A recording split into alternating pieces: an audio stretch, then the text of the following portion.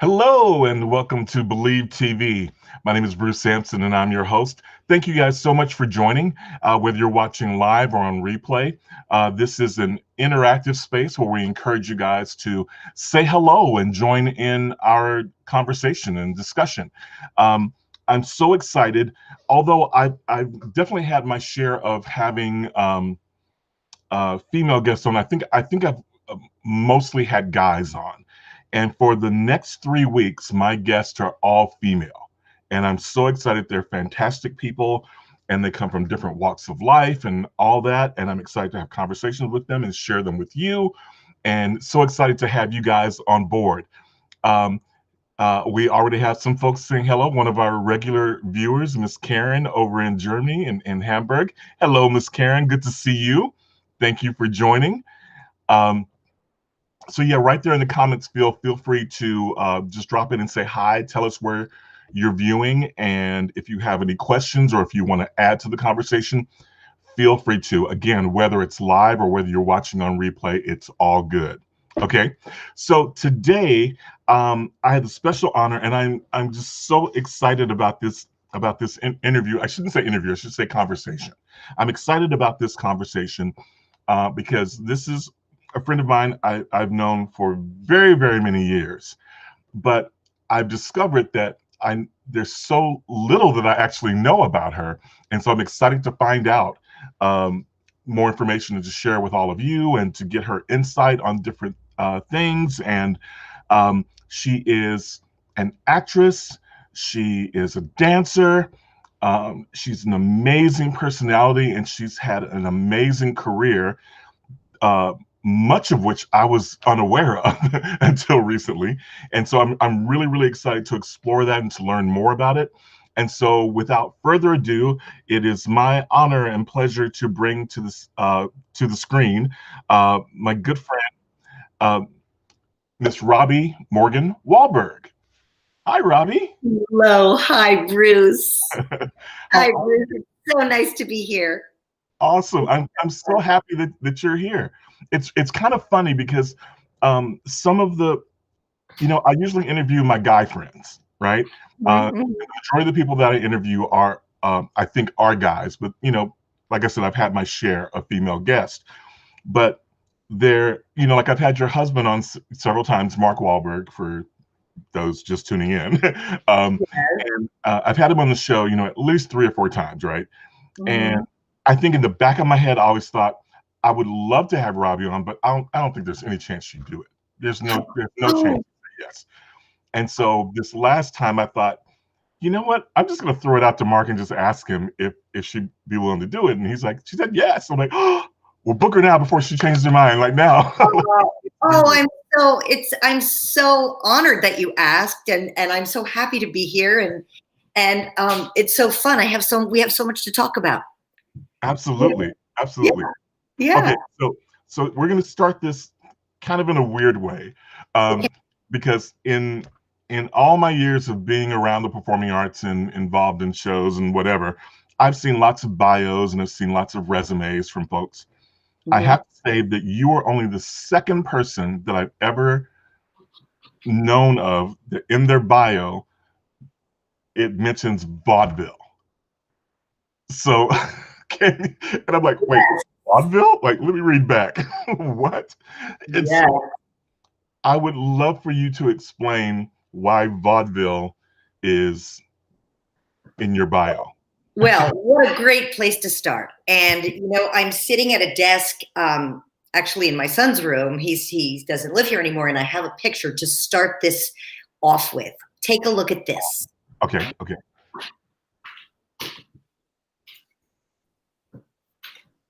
Oh my gosh. So, can you see? Yes, absolutely. Yeah. That's my mom and dad. Stop it. And they were a comedy acrobatic vaudeville team.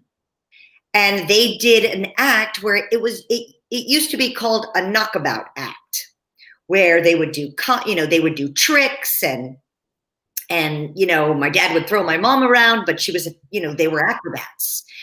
And it was a very fast act, like maybe 3 minutes, 4 minutes. It wasn't a very long act because in vaudeville, they didn't do long acts. And then when my brother came along, who is 11 years older than me, they put him in the act when he could start to talk. And then they would do jokes with him to give them a breather from their acrobatics. And so my dad would ask him jokes like, how old are you? And he'd say, oh, I'm 3. I would have been 4, but my daddy was bashful. And, and jokes like, did you take a bath last night? And he'd say, why? Is one missing? I love it.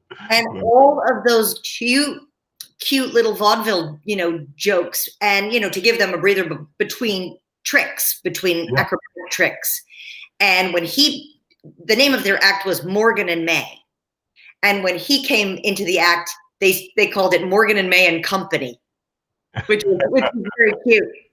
I love that.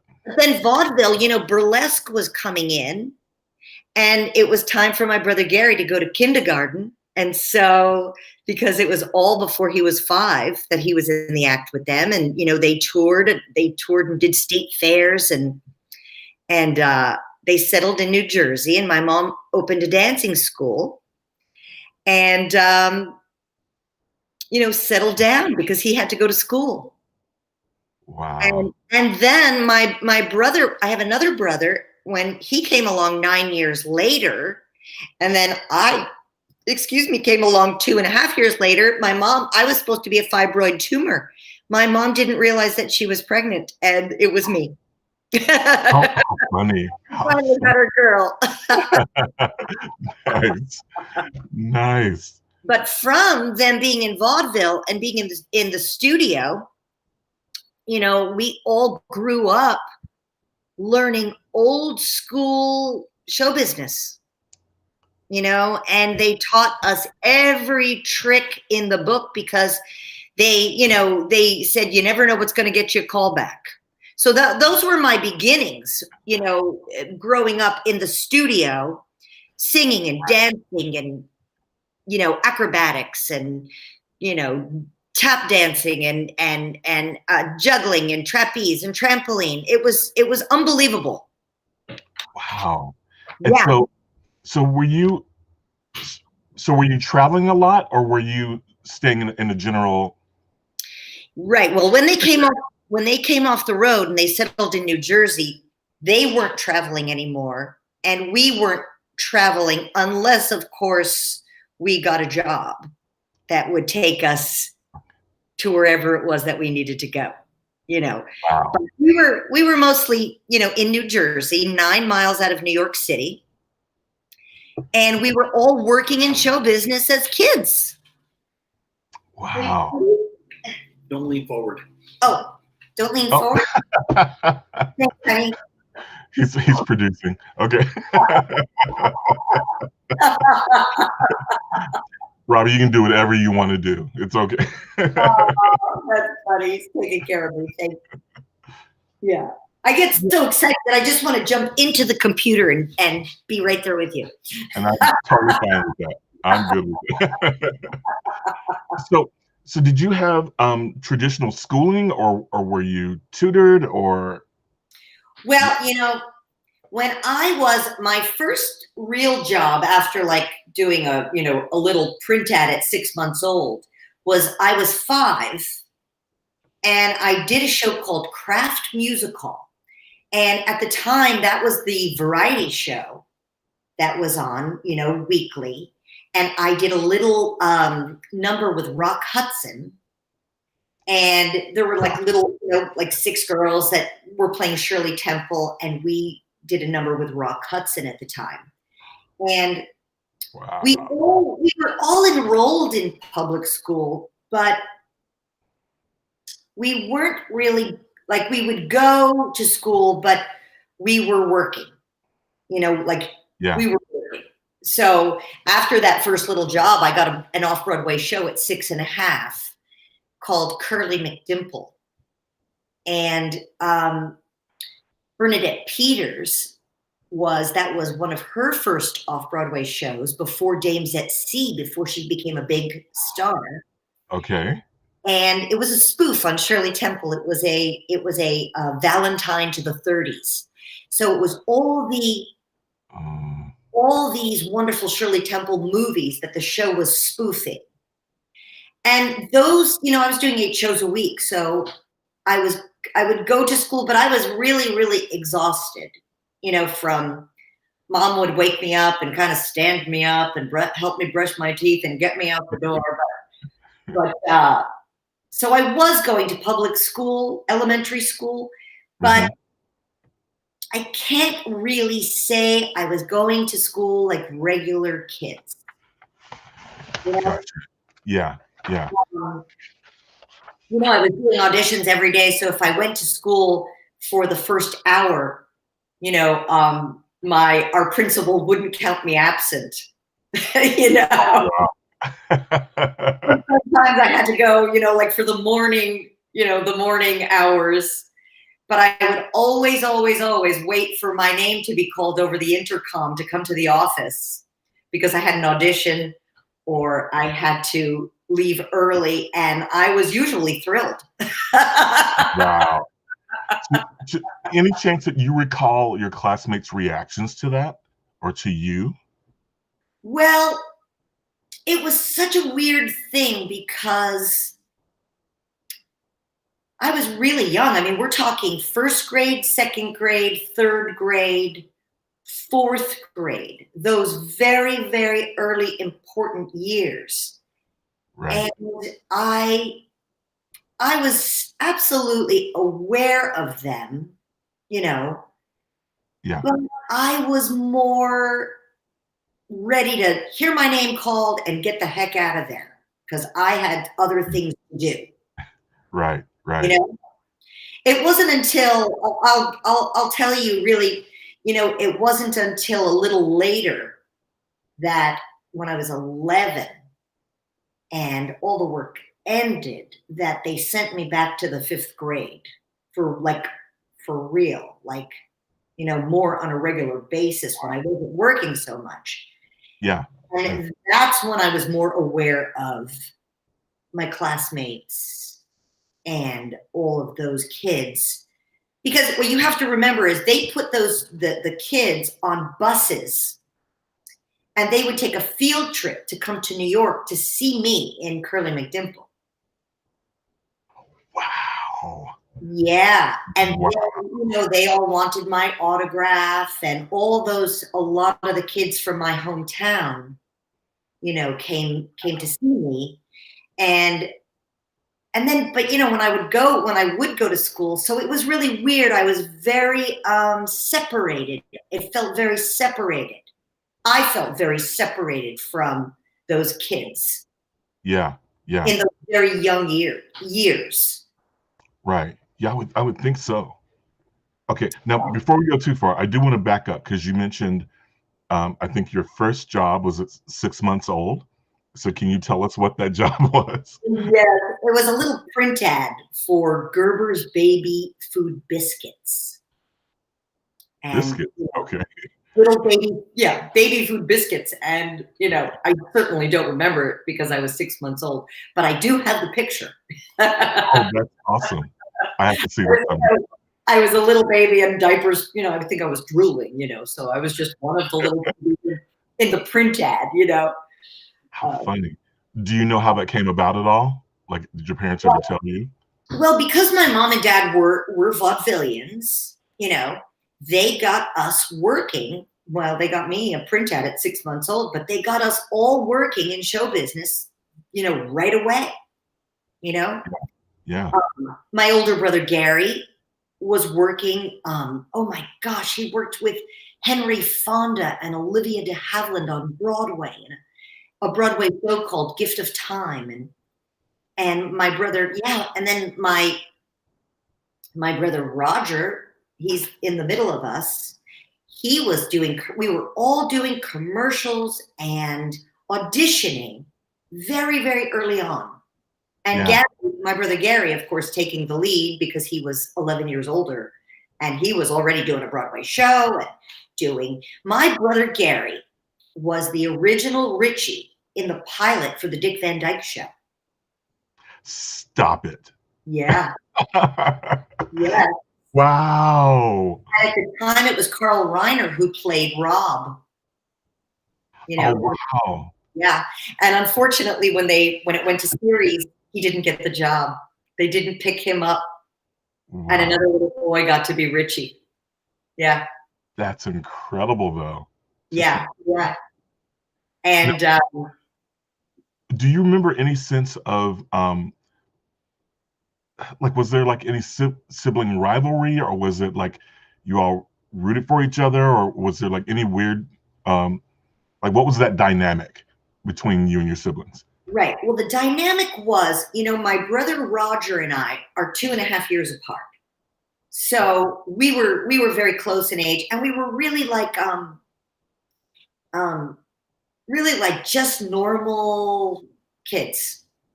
Yeah. Like normal kids. But we were auditioning every day after school.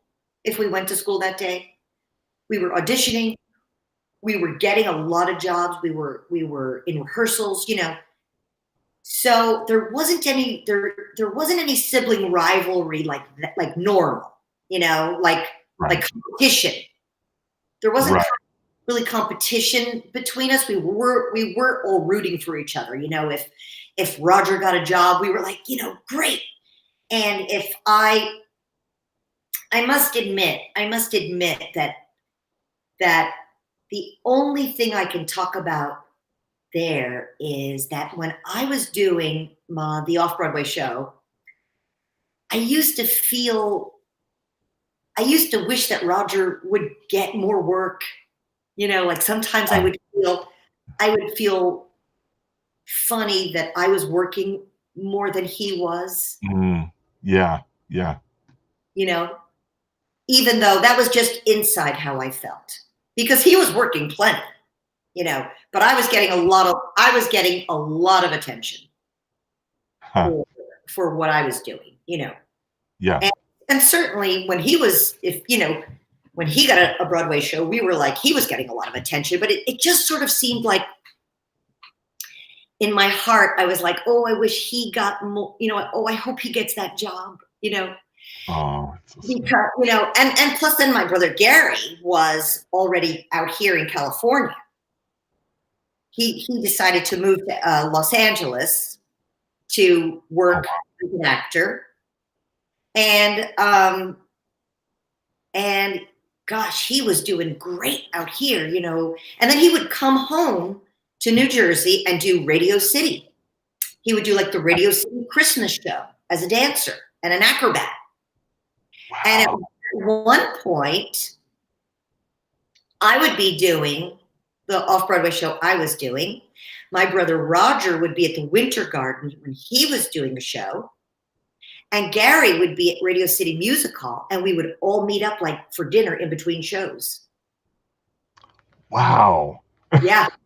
Yeah. So intense. As a matter of fact, I have wonderful memories. Radio City was a very big thing in our family because Gary was doing either the Christmas show or the Easter show, and then he would sneak us in, and we would watch. In those days, they would show a movie, and then there was a big show at Radio City with singers and dancers, and oh my gosh, it was huge. It was the biggest attraction, in New York. Yeah. And Gary and they had big pipe organs on either side at Radio City. And after the movie was over, the big pipe organs would kind of roll out, and they would, all of a sudden people would be playing those organs. Well, we used to watch the movie from inside where they would keep those pipe organs. Oh, wow. We would just sit in those like little cubbies and watch the movie, and it was really an amazing time for all of us. And at the same time, my mom was teaching at the studio. Was teaching, my mom had a very big dancing school. Wow. Yeah. So when we weren't working, we would go right to the studio and just jump in every class. We were at the studio more than we were home. Wow. Okay, this may sound weird, but was there any point in those early years where you felt, it doesn't sound like it, but did you feel like you were being forced into this, or was it like, no, bring it on, you know? Never. Right. Never. Okay. It never felt like that because it really was our life. And we all, we were tired. We got tired. Sure. And there were like days where it's like, oh, I don't want to go. I don't want to go to New York because 9 miles. I mean, we would get into the city in 15 minutes, and that was just our life. So every day back, jump in the car and go to New York. And there were days where like, oh, I don't feel like, going today, or like, regular kid stuff. And Sure. in the summertime, when I wanted to go swimming, I had a matinee to do. So we'd swim a little bit. My mom would say, come on, get out of the pool. You've got a show, Wow. So we never were forced to. It was just, we were really like kids, and we were like, oh gosh, I want to swim. I want to stay and swim longer. Things like that. Yeah. Yeah. But then we were good sports. We would do what we had to do and go, Right. Sometimes my dad would threaten us. He'd say, you don't want to go on auditions. I'm going to, call your agent and tell him no more auditions. And then we'd go, oh, no. We want to go. We want to go. I love that. Oh my gosh. So, just for a brief second, since we do have people watching and some folks saying hello, let's acknowledge everyone who's there's so many people I love watching. Miss Karen saying welcome from Germany. Yes, Karen, I've been to Germany for Bruce, we haven't talked about this yet, but when I'm in Friday the 13th, I do big shows in Germany. I've been to Germany, so. Oh wow! Yeah. Wow. Yeah, I definitely want to get into that. I'm assuming this is a friend or family, Susan Locker.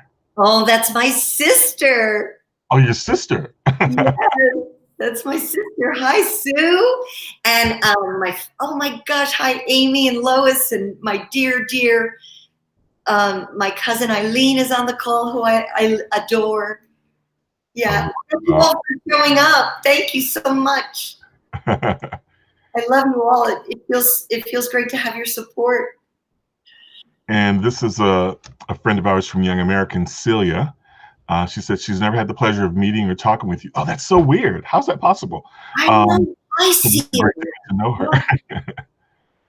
How funny. Well, Celia, thank you for being here. And oh. Eileen says, I love you, Robbi. She says, I'm getting nachas from you. Nachas means, pride. She's feeling proud of. That's so cool. That's a Yiddish word, nachas. I'm so glad you told me, because I thought it was nachos, and I was like, explain why she's getting nachos from you. Bruce, I have to tell you about my sister also, because my sister was also working. My sister still has my mom's dancing school. Oh wow! In New Jersey. Yep. After all, it's been 30 years now, but Susan still has that. My mom, now it's her school. In New Jersey. Yeah. Oh, what a legacy! That's incredible. Yeah. That's incredible. So, part of me wants to go down the whole. So then what did you do? And then what did you do? Yeah. So, like, can you kind of just tell me like some of the things that followed? Well, let's start here. You said that. Did you say at 11 years old everything stopped? Yes. Well, but before 11, the thing that was so unbelievable was, while I was doing that off-Broadway show, Curly McDimple, I was doing many other things because I had understudies. So, besides the commercials and voiceovers and everything in show business, soap operas, everything. I did everything. It would also take me to, I did a nightclub act with Marty Allen in the 3rd grade. And I did a movie called What's the Matter with Helen, which was a horror movie with Debbie Reynolds and Shelley Winters and Dennis Weaver. And they had 2 little girls. Debbie Reynolds had a dancing school in the movie. And 2 little girls. My name in the movie was Rosalie Greenbaum. And I got a solo in the movie in her dancing school. And I played Mae West with blonde hair and boobs and the whole thing. I sang "Oh You Nasty Man" with the acts with as Mae West. It was amazing. Yeah. And so also what I have to mention that was so amazing was while I was doing that and my brother Roger was on the road, my mom, everybody was scrambling who was going to take who where. Yeah. Right? Yeah. And so that was also another piece to the puzzle, of my uncle went with Roger on the road. And when I was doing the nightclub act, my dad came and then he left and my sister came and took over for him. And because my mom had stayed at the studio to teach all the classes, or she would come for a little bit of time and to get me set, but then my dad would stay with me. And the other night we were watching, my brother Gary was here. And in 1971, when I was doing What's the Matter with Helen, he was doing a movie at the same time. And the other night we were all here watching that movie. It was a horrible movie, but I came out to California with my dad and stayed with Gary, and he would go to the set to do his movie, and I was going to go and do the movie I was doing. And during that time, this will lead into what you said about it all kind of came tumbling down. When I was doing What's the Matter with Helen, I met Buddy Epson, who was the Beverly Hillbillies. Yeah, yeah. And because I was on the same studio, it was called Filmways Studio. And that's where they shot the Beverly Hillbillies. And that was like, oh, I thought that was it. I could die now. I've met the Beverly Hillbillies, as a kid. And then Buddy Epson came to New York and saw me in Curly McDimple and wanted to do an act with me and go on the road, take me on the road and do an act, because he worked with Shirley Temple, because Buddy Epson was an eccentric dancer, and he worked with Shirley Temple. So when he saw me, he wanted to do an act with me because I was playing Shirley Temple. I was like a dead ringer for, in my wig and everything. Yeah. And that was really the only time I said to my mom, I'm like, I don't want to do that. I don't want to go. Because I had just gotten home and I was tired, Yeah. And I didn't want to go. I wanted to stay home. And so I didn't get to do that. And, of course, looking back, you're like, oh my God, I'd give my right arm to do an act with Buddy Epson now, Right. Well, and what's kind of funny, and I'm sorry, I didn't mean to interrupt you, but as soon as you said that, it just made me laugh, because have you and Mark ever had the conversation that years later, like Mark and I met Buddy? Yes. He kind of had a relationship with Buddy, late, all those years later. Yes, because he came to Tibby's. Yeah, yeah. Tibby's music hall. I've seen the picture. Yeah. And what a coincidence. Yeah. And years later, I was producing another dinner theater in Newport Beach, and he would come to that. And I actually have a picture. I was looking at it yesterday of me on stage with Buddy, because he came to my last performance. And so he came on stage and said, I want to give you a send-off. And this is one of my most embarrassing moments of my life, was him. He said something to me about, you're, the term he used was a mover. Like he said, you're a really good mover. And I was like, oh, that's high praise coming from Buddy Epson. I'm like, oh my gosh, that's incredible. And so he said, so I'm going to send you off with this little move. And so it was like a little shuffle off the buffalo little step. Yeah. And I couldn't do it. In that moment, It was so simple. Like I look at it now and I'm like, oh please, like why couldn't I do that? But in the moment I couldn't. And so I was Yeah. so embarrassed. Like, Oh, yeah. Yeah. um, What a wonderful, what a sweet, sweet guy he was. absolutely. Yeah, Absolutely. yeah. I loved him. I loved him. But But please continue. Yeah.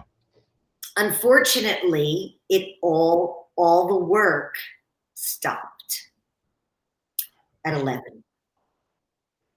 And Wow. it was a bit gradual too. It was gradual, I mean, the having less auditions and there was a big industrial that I was in called the Milliken Breakfast Show. It was a big deal that I had done, year after year. But that was based on kind of my height and size because we would model clothes in the big show. So I remember I got too tall, and Mm. Bayark Lee, who I don't know if you know that name, but she took over for Michael Bennett. She was in a chorus line. And she took over for Michael Bennett and, still to this day puts chorus line productions together. But she was a Millikitty with me. And she was much older, but she was very short and, um, but for me, I got too tall. And so I remember the last Milliken show. And then I, was curly closed, and auditions. Yeah. And then they kind of sent me, you got to go to school now. Back to the fifth grade. I was only fifth grade. And I, really what I needed was a job, a cup of coffee, and a cigarette. Right. Yeah, 'cause you're basically a veteran at that point, right? Yeah. Yeah. I wasn't interested in playing Farmer in the Dell. Yeah. Yeah. I had been a show business. I was a working girl in show business, and I loved it, and wasn't interested in going back to the fifth grade at all. Mhm. And so that's when a lot of trouble started. I fell into a deep depression, you know, and at the time, my brother Gary, of course, was older, but he had that had happened to him too. He was already now a teen, much older than me, living in Los Angeles. But he would say to me, "Why don't you take the dog for a walk? Take the dog to the park." Because I didn't know. It was a very also when you're 11 years old, your hormones are changing for girls, and it's a very awkward time, even for boys. And Sure. my mom would say, "Oh, Robbie's going through a stage and it'll pass." But like other child performers and everybody listening, I'm certainly wonderful today, of course, but I started, using smoking pot and oh gosh, I really want to share this. I think that it's important to share, um, in the eighth grade, I was supposed to be at the studio and I was smoking some pot in the front room and with my friends after school. And I didn't feel like going to the studio to take a ballet class that day. I was hot Mhm. and I Yeah. accidentally started a fire in my house. Oh, wow. And I really could not cope with that, and I remember somebody giving me a Valium to help me settle down. I knew it was my fault, and I couldn't cope. It was like one of my greatest fears, and I really loved that Valium. It really just I could take a breath. And Yeah. so, without working in show business, I was really in trouble. I was in big trouble, like a lot of other child star kids. Yeah. And then I think that the important thing to say here is that when I got to be about 15 or 16 and I started working again, I did start working again. And I wound up back on Broadway in the original company of Barnum. Wow. Because I hadn't taken care of the, life is an inside job. Life is an inside job. Yeah. Life is not an outside in job. And because I had gotten all that validation from the outside in, for working, for auditioning and getting the job. And this is like a very, very sensitive thing, but I really want to share about it because it's not only for show business. I think this is athletes, young gymnasts, young ice skaters, young, very accomplished kids. Sure. When that goes away and it transitions, then when I was on Broadway as a young, I was 18, 19, because I hadn't tended to my interior life, it all went away again. My career, it all went away again. Wow. Because, God had other plans for me. God needed me to learn how to have an interior life, that you're not what you do. It's not who you are. And that's a very, very big, big lesson that I needed to learn, which I'm happy to say that, I'm very happy to say that I've learned that lesson. Yeah. Right. But it's not an easy one to learn. So just dial down a little bit for me. So when you say that at 18 or so, it went away again because you weren't minding the inside. Yes. Was it because of what was manifesting itself on the outside, or was this another thing of because of your age, it was another transition? Well, I really think that from the outside looking in, okay, I was bubbly and I was very, I could do a lot of things. I could sing, I could dance, I could tumble. I can, the show Barnum was all about the circus, And so I had trained my whole life to get that job. Literally. Right. What I mean is,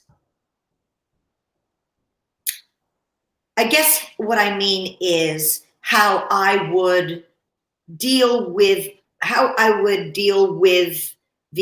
my emotions. I didn't know how to, my emotions, my disappointments, I knew how to be, turn that on and work and sing and dance. But how was I feeling on the inside? Was I coping? Yeah. Was I coping on the inside? Or, was I using pills? Or if I would get a migraine, I would take something for the migraine, but then I would take more than I needed to take because I wasn't comfortable in my own skin. Believe it or not. Wow. Believe it or not. Yeah. It sounds crazy because from the outside looking in, you would think, oh my gosh, look at her. She's on Broadway. She's doing commercials. She's doing movies. But again, I really hadn't dealing with how I was feeling, whether I was upset about whatever it was more than normal, coping. Yeah. My coping skills hadn't been really developed. Like I could juggle, I could tap dance, I could tumble, but I needed to know how to talk with myself to say. And it's interesting because my mom was very much a one day at a time girl. Like she was telling me all of that, just one day at a time, Robbi. No big deal. We could deal with that. My mom was unbelievable in that department. She was of service to everybody in the studio. But for some reason it didn't translate. I didn't get it. Yeah. I didn't those distinctions that it's one day at a time, because I was using. If I was upset about something, I would take whatever it was, whether it was smoking pot or taking a drink or taking a pill, in order to cope with how I was feeling. Yeah. And you were masking it. You were covering Yes. it up. Yeah. Covering up, stuffing it down, stuffing down my feelings, stuffing down, and until, and it really is, I needed to learn how to be an authentic person, Incredible. that it wasn't about what I was doing that made me who I was, Right. and really to speak honestly about this, I really came by it honestly because I started working so early. I learned that. I learned that I was special. I was doing, I was doing an off-Broadway show, and I was doing commercials, and I was doing this, and I was special. And however I, internalized that, I had to learn as I got older. When I checked myself into rehab at 22, that was when I started learning these things, that you're not what you do. It's not who you are, And so I just want to be clear on this. You checked yourself in? Yes. So, When I was, so you when I had was a moment of recognition of, I need to do this. Well, when I was 22, I was still working and everything, but I was using, and I was always using on it, privately. It wasn't like, if you, from the outside looking in, you wouldn't really have known. You wouldn't have known at all. It wasn't like I was out there partying, and, it didn't look like when Robert Downey Jr. was really, really using, and showing up in other people's homes. It wasn't like that. It was just, I was using to be comfortable in my own skin. Yeah. And so it was very kind of private. But my older brother, Roger, was also using. And we were more worried about him than me. He was on the East Coast. I was on the West Coast. And so the focus was more on him. Like, oh my gosh, even me, I was like, oh my gosh, I'm so worried about him, Wow. And he wound up getting clean and sober. And he called me one day, and he said to me, Robin, I know what's wrong with you, because it's the same thing that's wrong with me. And he saved me. And he really opened my eyes that we were addicts, and being an addict, and it looks different. And I think this is another very, very important thing. It looks different with everyone, Yeah. Someone could be out there suffering from depression, and it's so important. Everybody that you meet in a day is facing something, Yeah. And everybody, the human condition, we are all facing something, Absolutely. And, it's so important to be aware of that, because you don't know unless you are, aware of that distinction, that everybody in the world walking down the street, no matter what it looks like, is facing something, And so, I was able to, I felt like I needed a little bit more help than just going to, daily meetings. I felt like I needed to talk about more. I was, talk about it. So I checked myself into a rehab, and it was sort of, I was very very adult. I called the insurance company and made sure it was covered, my, SAG insurance. And then I made arrangements. I sort of booked it like a trip to Aruba. Okay. Gotcha. And I had absolutely no idea what I was really getting myself into. I thought I was going to be like Natalie Wood in Splendor in the Grass. I arrived and I was like, well, I'd like my arts and crafts now, please. Right. I had a feeling I was going to be painting and doing arts and crafts. And they said, you're on kitchen duty. And I was like, huh? Kitchen duty? You know, and then I was washing dishes and they gave me jobs and responsibility and you have to make your bed. It was like, what? Don't you know who I am? I'm Curly McDimple. I don't do dishes. Right. I don't do dishes, you know. But it really, you know, it saved my life. And it started me on a path of becoming an authentic person, you know. And I'm sure, you know, that I would have never met the love of my life, Mark Walberg, if I hadn't have been clean and sober first. So God was getting me ready, you know. Yeah, that's awesome. And I'm so grateful that happened. You know, it's really changed my life. Yeah. Well, let's take another brief pause just to say hello to folks. Jerry Stoner. Hi, Jerry. Talk about talent. Yeah. Oh, yes. And then Celia, what is she saying? So many young kids need to hear this message. As she said, it doesn't only apply to performers, but to all young kids about coping with disappointments and change. Yeah, and challenges in life. Yeah. Oh, Celia, absolutely. And I think that's why I felt that it's, you know, a lot of times when you do these interviews, you know, people don't want to talk about that, but that's exactly why I wanted to talk about it, because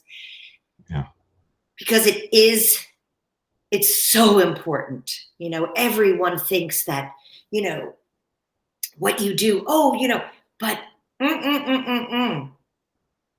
again, what you do is not who you are, you know. Right. Yeah. And I think it's especially important too, because and especially relevant in these times, because I just was reading about a report yesterday about the depression and suicide rate and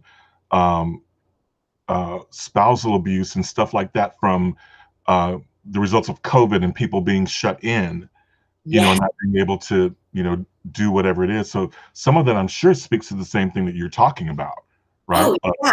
Oh, identifying with a job or identifying with whatever it is. Yeah. Know? And most of the time, you know, when grown-ups lose their job, you know, when you know, they're depressed, they're lost, they've lost their livelihood. I just happened to experience it at 11. Right. Oh my gosh. Yeah. Incredible. And I feel like a kind of like a miracle that I survived it. You know, I had so much loving family around me, but it was a different time. You know, when I was 11 and 12, it was the early 70s, and it was a different time. I mean, you know, when you sent your kid to a therapist, it was kind of like, shh. Nobody was talking about that, you know. And like now, and you know, oh my gosh, you need help through it. Adults need help through it. Yes. Yeah. And that it's nothing to be ashamed of. It's, you know, without help, it's too much, you know? Anyway, oh, Angela, I love you too. I love you too, Anne. What a sweetheart. Okay, so before we run out of time, I do want to get to, so talk to me about Friday the 13th. How and when did that come about? Well, this is such a funny story. So I had gotten back to working when I was about 15 and doing commercials and stuff. And I had a wonderful agent at the time. And it was just an audition. And I went to see Barry Moss and Julie Hughes. It was a big casting agency in New York. And they were doing, I can't remember exactly what it was that I was auditioning for. But Julie said to me, you know, Robbi, you know, you're not really right for what I'm doing. She said, but down the hall, they're looking for camp counselors. And she said, and you would be perfect, right? And so I said, okay, you know, and so I went down the hall and I don't remember, there was nothing for me to read at the time. the script, there was nothing in the script for my part yet. Huh. And so I didn't read that day. And the callback was at the Minskoff Theater in a rehearsal room, which was so weird. But it was because Barry Moss and Julie Hughes, it was their first movie. They had only done theater at the time, but this was their first movie. So they booked a rehearsal studio at the Minskoff. So I showed up. They were seeing everybody for this movie, for camp counselors, Yeah. And so I got there and, I met the director. And at the time I was like, hey, Sean, watch this. And I was like tumbling for him. I was like this little hummingbird. I was tumbling, I was dancing. I was like, I could do this, I could do that, And there was nothing for me to read. And Sean Cunningham, just fell in love with me. And they wrote in the part of Annie for me. Wow. I had no idea. They kind of made it a bigger, a bigger part. Yeah. And I got the job. I got the part, to be this camp counselor. And it was a low budget movie. It was low budget. It was like, oh my gosh. But when I got the movie, I was thrilled, but it was a low budget. It was low budget. I was going to work 2 days. I drove myself to where we were shooting, and didn't think, I was so happy to be working. Like I got a job, I got a movie, but didn't give a second thought about it because it was kind of a crappy. I made scale. I made nothing, I went and I worked. I had so much fun with the makeup artist, the special effects guy, Tom Savini, who killed me. Yes. And I had a great time for those 2 days. And then I didn't give it a second thought. And then it came out a year later. And I went to see it. I went to the screening. And they had added that scary music. And it was frightening. It was frightening. And when I did the movie, I hadn't really worked with any of the other actors. Kevin Bacon's in the movie. I didn't work with him. I met him at a dog park here in Los Angeles many years later and said, hey, we were in a movie together. Because all of my scenes, I never made it to the camp. Oh, right. I got killed before I made it to the camp. And so it was very, very, it wasn't scary to make the movie, but when I saw the movie, it was so scary. That's when I had the nightmares, Oh, wow. I saw the movie a year later because of the music, and it was a scary movie at the time. It was like, oh my goodness. So what was that like? What was the experience of watching yourself die on screen? Like, what was that like? Well, I was blown away. First of all, we did the death scene once. Wow. Because at the time, the blood that Tom Savini used was kind of sticky, and it would stain my skin. So we did it.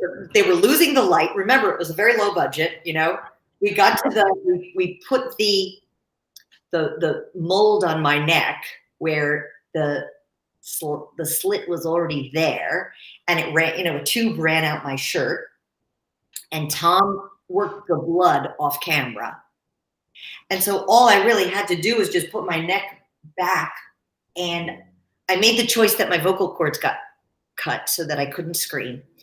And then the way that they timed it, so when I saw it, I was like, oh, it was so scary and realistic, but it was the music.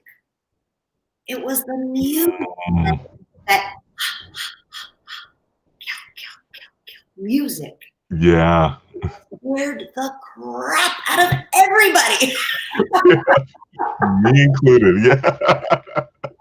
Absolutely. And so to this day, when I do conventions, all the people, and it's usually guys that had a crush on me when they were snuck into this R-rated movie, usually, and it's always the same story, my older brother snuck me in and my mom wouldn't let me go, but he snuck me in and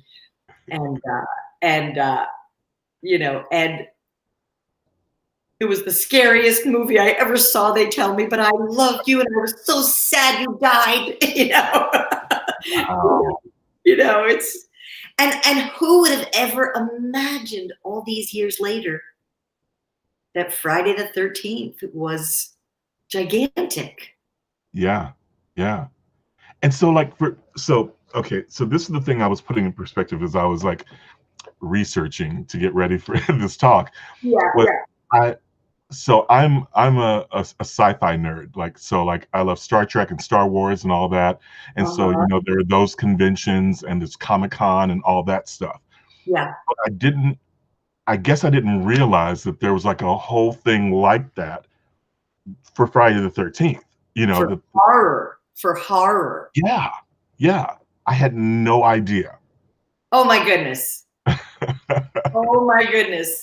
The horror fans, just like the sci-fi fans, are their own type of people. Their own type of fans. But it's so fantastic because I'm a fan. I'm not a fan of horror. Isn't that funny? Yeah. I'm not a fan of horror, but I am certainly, a fan of, musicals and fans of dramas like Shawshank Redemption and big movies, so like I feel just like, when people come and meet me, and Yeah. so they just can't believe it's me. They just cannot believe it. I totally have that, that compassion and empathy for them because I get tongue-tied, when I meet certain people too. Sure. Yeah. Yeah. And isn't that what we love about the movies? Isn't that what we absolutely adore, that we can put one of those movies on that we love? It's like comfort food. Absolutely. Yeah. Yeah. Is that the only horror film you've ever done? Well, no, it was when I was doing What's the Matter with Helen when I was 9. That was a horror movie. And the crazy thing, Debbie Reynolds has a dancing school. Shelley Winters is the pianist for her dancing school. And I don't want to give it away if anybody wants to watch it, but Shelley Winters is kind of crazy in the movie. And I don't want to give the ending away, but there's a lot of blood and what happens. But the funny thing is as a kid, and at the time it was 1971, they had a professional screamer with a megaphone in the wings because there was a murder in the town. And Shelley Winters was screaming off stage. There was this big musical number, a big military tap number that Debbie Reynolds did. And all of us kids were in it. And when they had that professional screamer in the wings because they wanted all of our reactions. So they didn't tell us. Yeah. So if you see the movie, What's the Matter with Helen? There I am shuffling away with my tap shoes. And you see me go, It's a genuine reaction. Yeah. So I did that horror movie. And recently I did a very, very little, a little short that was, it was just a little short movie, and I wound up dying in that, and they found me dead with blood, and recent, not too long ago, but yeah, What's the Matter with Helen and Friday the 13th. Wow. Yeah. Okay, and so quick, yeah. And this I did know is that you're still teaching, right? Dance, right? Well, dancing has always been, my first love. Always, always, always. And so I was teaching a lot of tap classes here in town. And I still take a jazz class with a very famous choreographer by the name of Walter Painter. And it's a professional jazz class for dancers over 40. And there are incredible people in this class. And I think I'm the baby. I'm the baby in the class. There are dancers.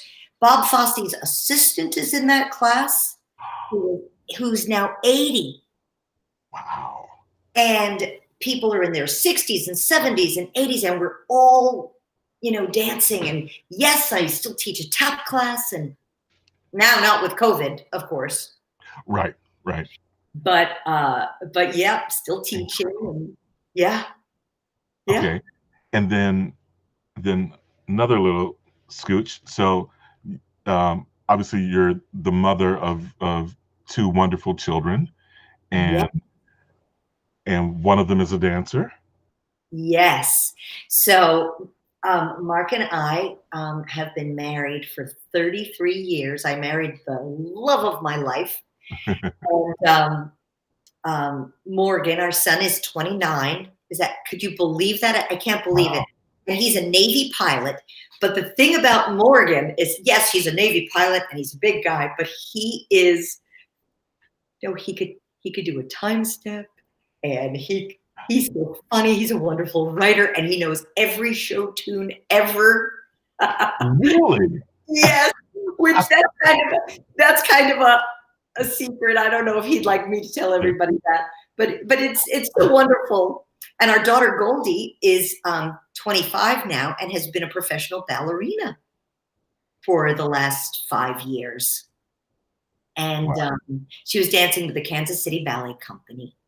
And, that is, when any ballet dancer gets a job as a professional ballet dancer, it's a miracle. It is such a difficult thing. Oh, sure. Yeah. Yeah. And so.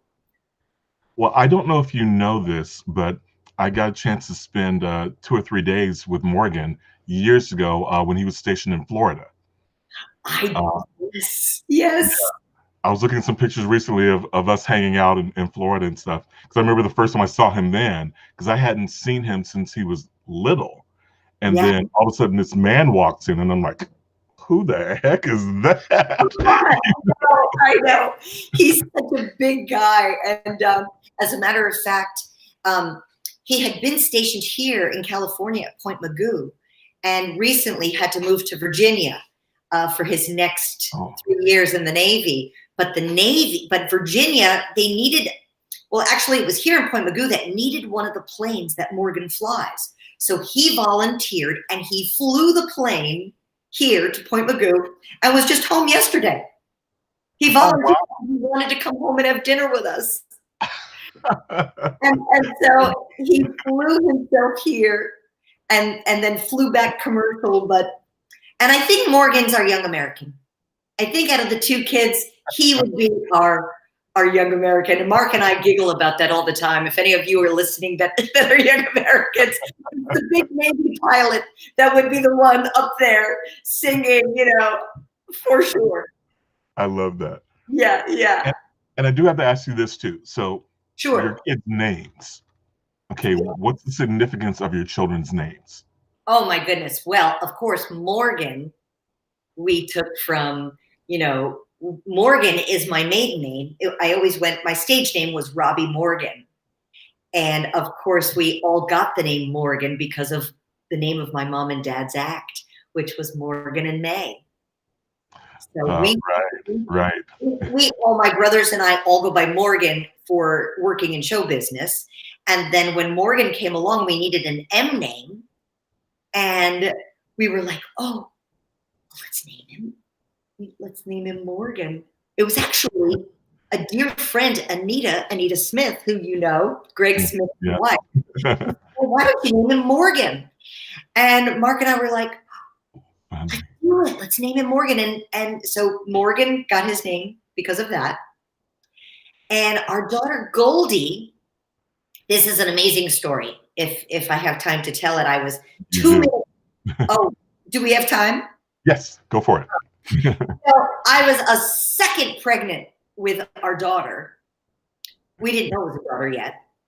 And I called my aunt and I said, Aunt Noan, I said, I'm pregnant with the 28th great grandchild. We have a huge family. And she said, oh my God, I have to tell you something.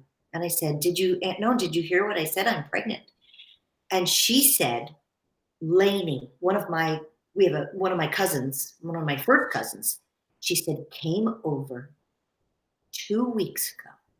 And she said, I had a vision, and Bubby, our grandmother, came to me and said, Robin's pregnant, she's having a girl, and she'll tell the family within 1 month. Wow. And my grandmother's name was Goldie. Oh my gosh. Okay. So I said to Mark, I said, and my grandmother, we called her Bubby. That's what you call a grandmother in Jewish, in Yiddish, you know. Okay. And she because my mom was one of 7 children, and my mom had the studio. Bubby lived in our house so that she could help, you know, with us kids while my mom was teaching. So my Bubby kind of raised us in the house. Like, she was my mom at home. She did all the cooking, you know, and she, oh my gosh, you know, there are people on this call that knew her, and she was incredible. She came from Russia at 16 and had 7 children, you know, with no washing machine and no dryer. Could you imagine? And my grandfather was a shoemaker, and they all lived behind the shoemaker store, all those kids. And my mother was the only one out of the 7 that went into show business. Incredible. And went to dancing school and became an acrobat. And brought, you know, my grandfather was so, you know, she brought a lot of fame to the family. My grandfather got to meet the mayor, and like, it was like a big deal for being an acrobat and doing shows and stuff. And so that's how Goldie got her name, because of my sweet Bubby. I said, I have to name her Goldie. I said, she knows I'm having a girl. Yeah. I said, she knows I'm having a girl. And so it wasn't your typical name, you know, like to use. But I said to Mark, I said, oh, honey, I said, I have to name her Goldie, you know. And I also loved, hi, Patty Howard. Someone's on the call. She says, I can't stop smiling. Love you and your family. So many years at the studio. This is, hi, Patty. She took lessons from my mom. Wow. Yep. Wow. Patty knew the whole family. It was such an incredible time growing up in the studio. And my mom would put on these huge recitals with dressmakers. And remember, because my mom was in vaudeville, it was a different, she had dressmakers, and she had scenery made. And we all did a family act every year in the recital, where we would, you know, we had a writer who would write parodies for our family, you know, for our family act. And the stories go on and on, you know, the stories go on and on. I'll tell you one funny one. One year we were doing our family act was to be a clown. And we had big hoop pants. And underneath the pants, we had on hot pink sequin leotards, right? Underneath. Oh, okay. We sang our song. I was a kid. But because my mom was so busy in the orchestra pit directing everybody and all the kids, I had a dressmaker. I had a dresser. And my dresser forgot to put my leotard underneath my clown hoop pants. So after we would sing our song, we all went upstage to the back of the curtain and take off the clown pants, because then we were all going to do cross tumbling, acrobatics. Oh, right. And my mom said, "Okay, Robbi, take off your pants." And I went, "I can't." "Hurry, Robbi, take off those pants." I said, "I can't. I don't have my leotard underneath." So I think I wound up just leaving those on and doing all the cross tumbling in my big hoop clown pants.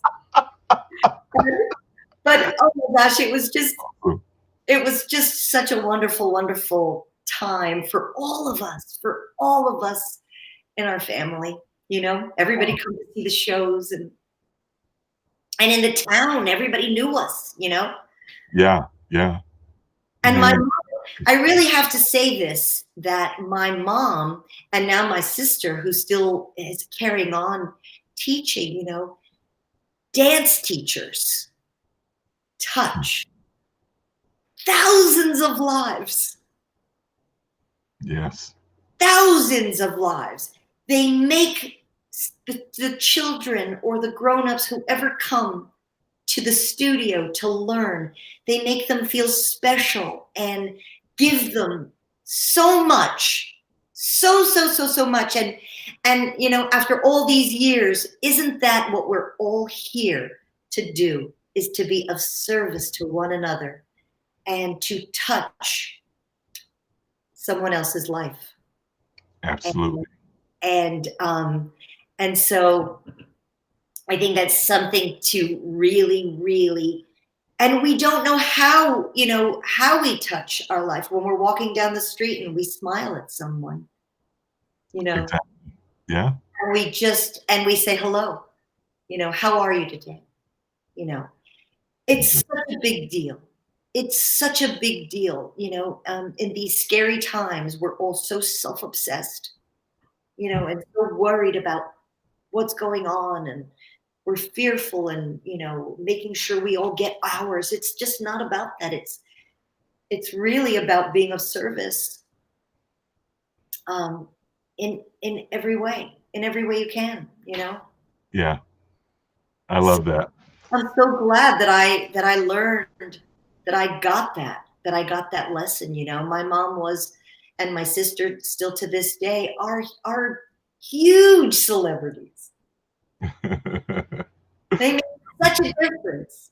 They make such a huge difference in the lives of every single person that walks through those doors that they touch. Yeah. And I Absolutely. didn't know that as a kid. I don't think we do know that as a kid. Right. But I'm so glad that I know that now. Yeah. Wow. Robbi, Yeah. thank you so much for doing this. Gosh, it's been so fun and such a pleasure, and I'm so you have to promise me that we can do this again, because there's still so much more, that I so many more stories and so many other things I'd love to ask you. Anytime, you name it. Okay. It, and I'd love to do it. Awesome. Thank you so much. All right. Mwah. Bless you. And You too. be nice to my friend. I adore him. I have to just plug, I'm sure that you all already know, but on February 16th, tune in. Mark is going to be hosting the 3rd season of Temptation Island. Woohoo! And he's amazing in it. I know it's not everybody's type of show, but boy, Mark does such a great, great job. I'm so proud of him. Same here. Both of you. Thank you so much. I feel honored to know you guys. Thank you so much. And you too, Bruce. I love you. I love you. Okay. Well, thank you guys so much for tuning in. And thank you to Robbi for being part of this. And I'm going to hold her to it. She's going to come back and we're going to talk about some more stuff. But tune in again next week. I'm going to have some great guests over the next couple of weeks. Like I mentioned, ladies, back to back to back. So Tune in and be enlightened and live long and prosper. And remember to embrace the possible. Let's love one another. All right. See ya.